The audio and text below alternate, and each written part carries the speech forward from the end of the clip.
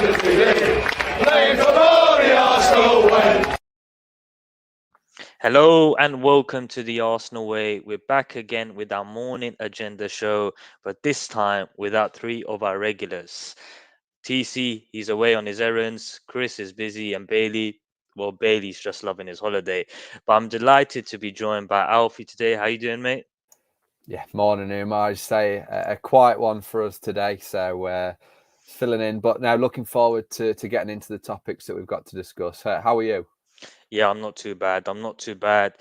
Even though we start with this morning's topics. Youri Tielemans. This morning I woke up, I went on my phone. When you just scroll on Twitter, you're looking at the news, what's happened overnight, and I saw a tweet by Fabrizio Romano, the transfer guru, and it wasn't the best of news. There was a tweet where he confirmed that the Leicester chairman, basically in more words than one, has stated that the deal for Youri Tielemans has stalled. I'll just get the tweet now and I'll read what he said. The chairman confirmed it's nothing. There haven't been any offers yet. There hasn't been anything concrete or a proposition yet. He said about Arsenal and Manchester United rumours linking Youri Tielemans to those clubs. I just want to get your initial thoughts on this, and with this transfer. Do you think do you think it has stalled, or do you still think there is a glimmer of hope that once a few weeks pass and we can get rid of the likes of Lucas Torreira, Ainsley Maitland-Niles, we'll go back in for Tielemans? Yeah, I think as you just touched on there, I think that's probably the main thing that's stalling this deal is the outgoings. As Arteta and Edu have said, we have got a large squad, and I think that the outgoings are key in the next couple of weeks to getting in the new signings and looking at, I think Torreira is all but gone. Just need to find a club for him. Maitland-Niles, whether he's a right back or central midfielder, I think that sort of empties a spot for us in the midfield role to bring Tielemans in. You look at sort of Murray probably on his way out, Bellerin. There's loads to sort of get out the door before we can sort of bring anyone in. So I think that the deal stalling isn't too much of a worry at this point. I think that it's just a case of getting these players out before we bring anyone else in. And I still think, as I've said sort of the last month or two, that I think the deal will happen. I think it's a case of, the player wants to join. He's in the last year of his deal at Leicester.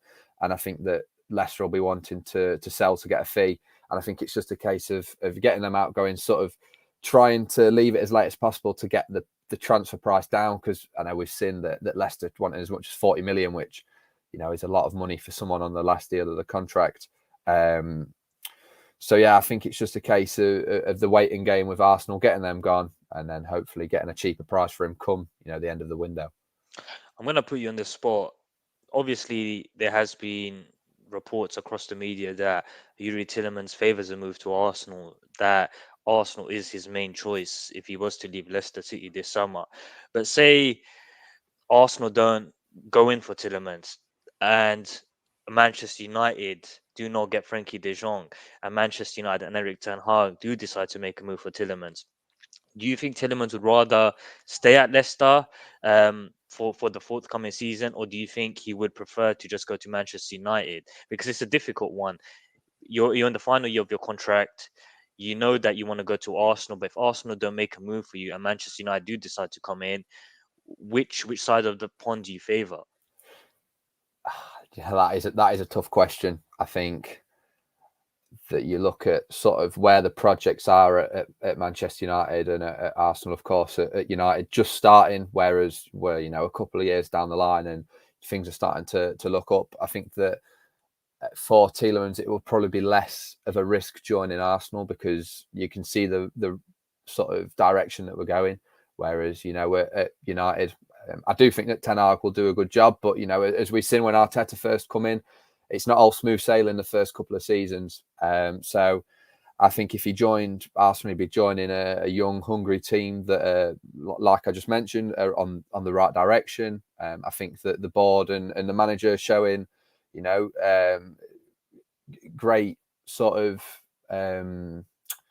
vision for the future. And for me, maybe a bit biased, but I think he'd rather join Arsenal. I think he's been quite open that he'd want to join us over the course of the window. And I think it just sort of makes more sense. I think the only thing that perhaps stop him is, he's not guaranteed a starting spot at Arsenal. I know Xhaka's got his critics, but he is integral to the way we play. And I think that he was one of our most consistent and one of our best performers last year. So it's not like he's going to come in and replace, Xhaka straight away in the team. He's going to have to work for it. But with the amount of games we've got, as everyone mentions, 5 subs, I think he'd still have a role to play. And, if I was Tielemans, I'd pick Arsenal. But obviously a slight bit of bias in my decision there. We'll wait and see what happens to Youri Tielemans, but I agree with you. I think for the price that's being touted in the market, whether that's 30, 35 million pounds, I think it's a bargain for a player like Youri Tielemans, who is in the peak of his career. He's at a good age. He's played for Leicester at the highest level. So for me, if Arsenal do really want to get him, I think we, rather than sooner than later, we need to pull the trigger. But I'm going to move on to the next topic of the morning, and that's around Bernd Leno, with reports suggesting that Fulham are close to signing Arsenal's goalkeeper. The price being touted, Alfie, is reportedly £8 million. Arsenal were looking at around £10 million, but that has not seemed to materialise. Do you think Arsenal are doing the right thing here? They're allowing Bernd Leno, who's been a good ambassador for Arsenal, for the club, to depart and letting him go with the best of wishes? Or do you think Arsenal should have been holding out for a bit more money? Because you need to take into consideration Bernd Leno is a very good goalkeeper. He's played at the highest level, whether that's in Europe, in the Premier League. He's been capped by Germany. So £8 million, some may say it's a little. Fulham maybe getting a good deal here. No. Yeah, definitely. I think he's a top class goalkeeper, and he's shown that for us over the years. And for Fulham, I'm just surprised they wouldn't pay the 10 million. They've been up and down. They've been getting the payments for getting promoted to the Premier League, and I think after all this sort of yo-yo in between the Championship and the Premier League, it's probably they want to try and cement their spot in the league. And I think signing players like Leno is going to go a long way towards that. But I think we've got bullied a bit by them with it all. I've seen the links to Neto, and they were reportedly holding talks with him. I think that's all sort of bargaining techniques to get us and pressure us into lowering the price tag. So I think 8 million is an absolute bargain, but I think it's just a struggle because he is in the last year of his contract, and we've seen before players leaving on a free when we've paid big price tags for him. I think we paid over 20 million for him, but for a goalkeeper, it's quite a lot of money. And I think it's sort of, I'm sat on the fence where, I think we could have got more for him, but then do we run the risk of, we don't find anyone this summer and then we end up losing even more money on him because he either goes on a free next summer or we have to sell him for a cut price in January. So it's a tough one, but I think, as we keep mentioning it, we're struggling to get these players out the door. So I think that Edo will just be sort of desperate to get them out the door, raise some funds so we can get the last couple of signings in before the transfer window ends. So yeah, I'm sat on the fence for it a bit. I would have liked more money, but I do think it's sort of a struggle with his contract situation and sort of how adamant he is to stay in London, and with Fulham being the only suitor, I guess we've sort of got to give in to their needs a little. I just want to touch on the fact that Bernd Leno has been such a good ambassador for Arsenal as well. I just want to get your opinion on that, because even though he's not been in and around the first team for the past year or so, and he struggled for game time, I don't think I've ever seen him come into the media and said the bad word about Arsenal. He's just kept his head down. He's worked hard, and I appreciate players like that, because the fact that they respect that this is a project, they respect that the club is moving, and sometimes it may not move in the direction that they would like, but they still respect that. And I just want to get your thoughts on what a good ambassador he's been for the club, because I think he's been fantastic. Yeah, I completely agree with you. He's been a top professional, but not moaned since he lost his place to Ramsdale, and for me a fantastic role model because in the squad. Obviously, I think he's 30 odd now, low 30s, but in our very young squad, definitely a senior player. And with all sort of the young, I mean, even Ramsdale is 23. He's still young. I mean, even for an outfield player, but definitely for a goalkeeper, he's got years ahead of him. So I think it's great having Leno as that sort of role model in the team. And like I say, he's been a top professional, not complaining. And when he has come in, You know, throughout Ramsdale's injury, I thought he was top class, especially I think it was a game against Villa where, you know, he had to make a couple of top saves. And for me, when he doesn't play throughout the season and gets called upon, he doesn't complain. He still puts in top performances, and it's those sort of players, you know, that you want around the club. So I wish him all the best, and I don't think any Arsenal fan can really have any complaints about him. No, I definitely agree with that. But the next topic that we're going to touch on, make sure, by the way, people, to leave your questions in the chat box. We'll get towards them towards the end of the show.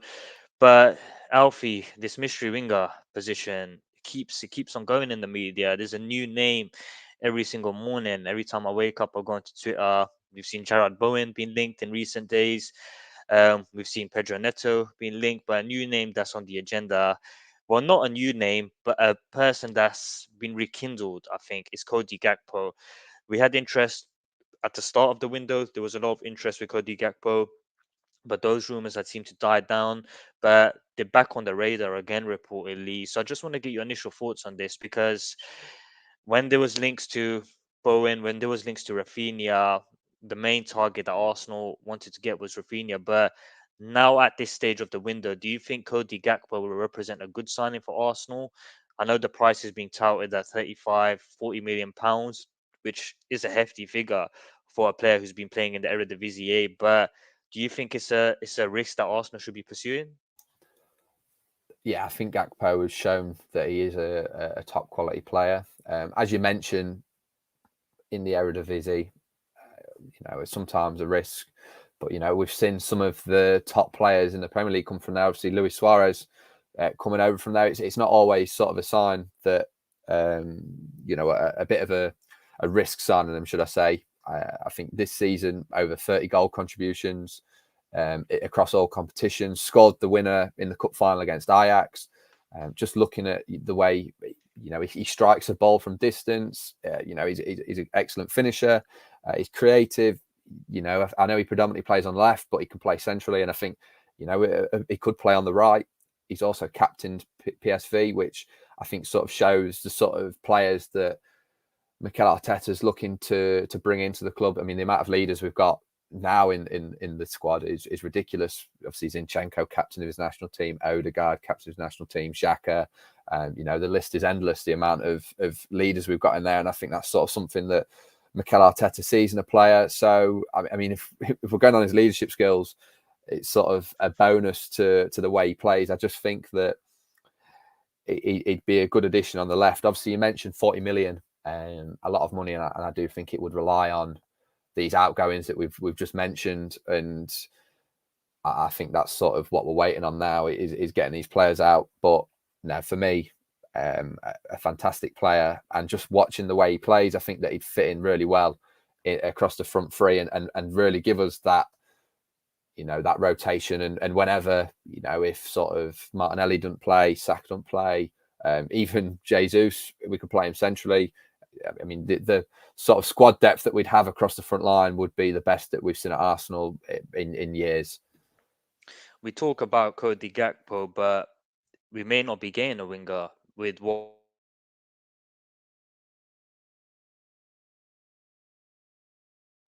Nicolas Pepe dropped a hint on his Arsenal future, and he basically on Instagram posted, "I worked hard during the summer, changed a lot of things. I'm focused and determined with Arsenal and my teammates." Gunner Blog has, I think yesterday, he tweeted that during the US camp, Nicolas Pepe, he didn't seem like a player who was going out of the door. He seemed focused. He seemed to be working hard, and Nicolas Pepe, since he's come to Arsenal, he's always seemed like to be a likable group member of the squad. A lot of Arsenal players love him. He seems to always have a smile on his face. But what's your initial thoughts on that post? Do you like that? Because for me, I really appreciate that. I think the fact that he wants to knuckle down, work hard, prove to Mikel Arteta that he could be this winger to not challenge Bukayo Saka, but also give him a break. And when called upon, he can do big things for Arsenal. What's your thoughts on those comments by Pepe? I think you probably hit the nail on the head there when I say I appreciate the comments, because, you know, it's shown a good mentality from Pepe. it's probably not been, the easiest of seasons for him. But he has had the opportunities to make a mark on the first team. And unfortunately, he hasn't taken them as much as he would liked.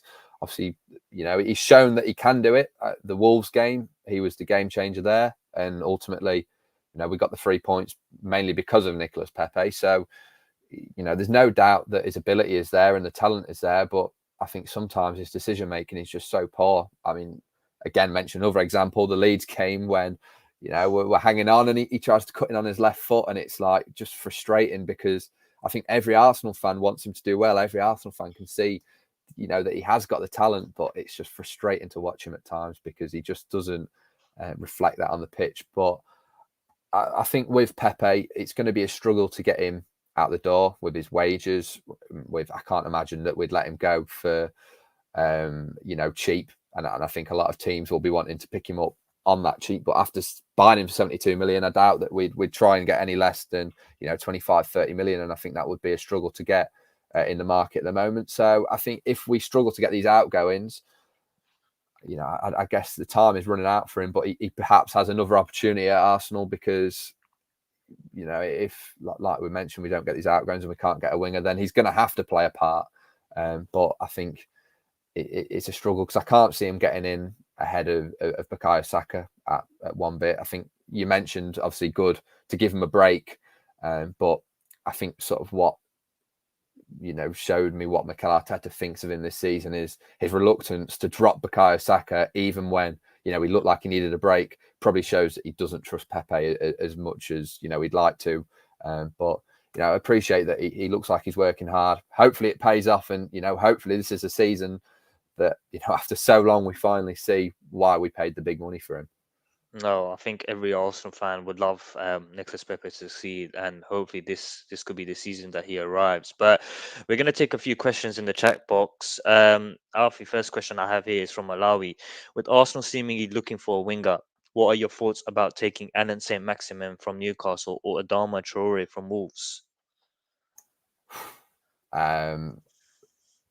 Personally, on Adama Traore, I'd stay clear of him. I think that he's shown he's a really good dribbler, but he just hasn't got that end product. And I think that in the front three, what we're looking for is people that can play that final ball. And I think perhaps as a squad player, but I'd stay clear of him. And St. Maximin, again, another player I like, but I think he's got more end product than Adama Traore. But I think sometimes that's what he struggles with. And I think with the players we've got, I think it would be wasted money. I don't know what you think, Umar. Adama Traore, I would tend to stay clear from him. I think there is a player in there, but I don't think he's ever showcased his qualities enough for me. I know Antonio Conte and Tottenham were interested in him and were looking to play him as a wing back. I think that could be a position that he could do well, but as a winger, as a wide forward, I think he blows too hot and cold for me. And I think with Arsenal, with the way we're going right now, I just don't think he's the right signing. But Saint Maximin, I thought he had a good season last season, and I think Newcastle are touting around £40 million, which is not a bad figure. I know Chelsea have inquired about him this summer, but again, uh, with me, I think the wing position, player which I really like personally, is Pedro Neto. Even though he's had his injury problems, he had that knee injury that he suffered, which ruled him out for I think 6 to 8 months. But prior to that, I thought he was an incredible player. I thought he was playing so well for Wolves, and at that time, a lot of teams were interested in him. Unfortunately, he suffered that injury, and he's slowly working his way back to full fitness. But I still think there's a player in there, and for me, Pedro Neto, he can play either in the left hand side, he can play in the right hand side. He's comfortable. I know he's got links to Jorge Mendes.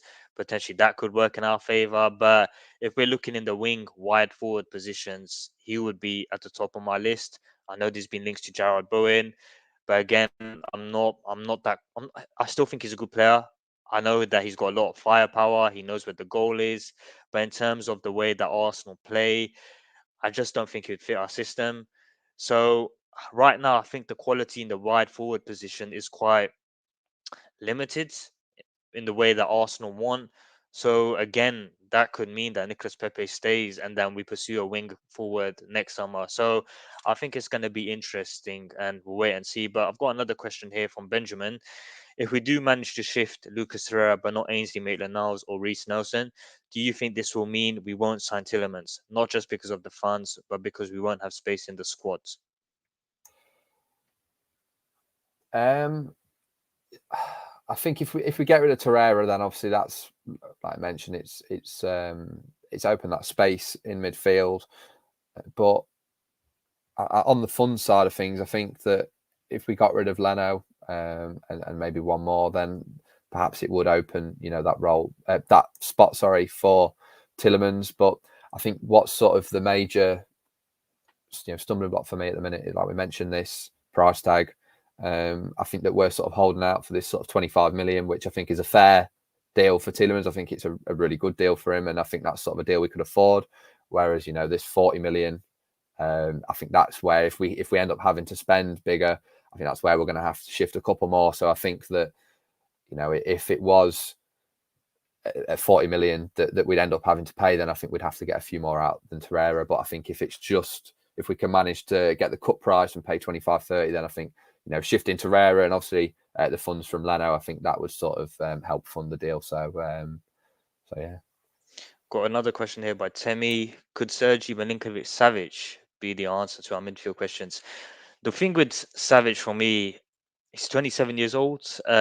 He's played at Lazio for a long time. He's led by example in the Serie A. He's basically a cult hero for the Lazio team. But a move has never materialized. Maybe that's because of the price that Lazio have always been asking for potential buyers. They've always asked for around 70 to 80 million pounds, which is a lot of money for Milinkovic Savic. But do you think Arsenal would spend that money on a 27-year-old? Because for me personally, I don't think they would. I know TC loves him a lot. I know TC is a big fan. But if you had the choice between Tielemans and Milinkovic Savic, you got Tielemans on the right hand side, which will probably cost around 30 million max, and then you got Milinkovic Savic, who could potentially cost upwards of 60 million pounds. So you need to, I think, take into consideration age, Premier League experience. So for you, who would you rather choose, Alfie? Do you know what? You've really put me on the spot on this, because I think he's a fantastic player, and I think the reason he hasn't got a move away from Lazio is probably because, I think he's loyal to them. And again, the price tag. I know a lot of Italian clubs stick this big price tag on the players to avoid them, leaving. As we've seen with Koulibaly, I think he's a top player, but it's taken him that long, to leave Napoli. So I think that he'd suit our system really well, and I think that he'd be a great addition. But I don't see any chance of him joining, unfortunately, because A, the price tag, and B, I just can't really see him leaving Lazio this summer, unless it's perhaps a Champions League club. So I think he'd be a good addition, but just unfortunately for me, just an unlikely one. Last question here, which I'll touch on. Maurice Dylan 5 has said, "Tell me about Lucas Paqueta." The interest in Lucas Paqueta is there. Edu has reiterated that he likes the player, he's fond of the player. There's been interest by Arsenal in the player, but right now that interest has not materialize in a bid for the player, but it remains to be seen whether Arsenal do pursue Lucas Paqueta. But I think he is in their target in terms of the midfield options. They've got Lucas Paqueta there. Arthur Melo has been touted, and Youri Tielemans. So it could be an interesting one. But for me, I think Lucas Paqueta, he's a fantastic player. He can play in a number of positions, even false nine.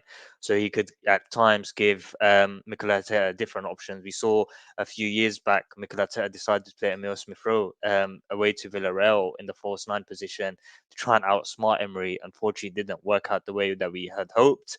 But the fact that Lucas Paqueta is versatile, he's improved a lot since he's played for Lyon. He's putting great numbers in for the Brazilian national team. I think it'll be a good signing, but obviously we need to take into consideration the price, because if we can get him for around 40 to 45 million pounds, I think it'll be a great move because he adds a lot in terms of the pressing that he offers. But if Leon and Olas are asking for upwards of 60, 65 million pounds, I still think Youri Tielemans would represent the best option for Arsenal. But we're going to end the show on that note. Alfie, thank you for jumping on. Really appreciate it, mate. Thank you for having me on. Pleasure as always. And thank you to everyone for listening this morning, asking your questions. Really appreciate it, and hope everyone, has a good rest of the day. Yeah, likewise. Thank you for everyone for putting their questions in the chat box. We're sorry if we couldn't get to all of them, but hopefully we can have some good news on the outgoings fronts, and then hopefully we can pursue a deal for whether that's Youri Tielemans or this mystery winger that nobody knows who it is. But thank you for jumping on. Thank you for liking. Thank you for subscribing, and make sure to keep following us down the Arsenal way. 49, 49, undefeated. Playing for glory, Arsenal.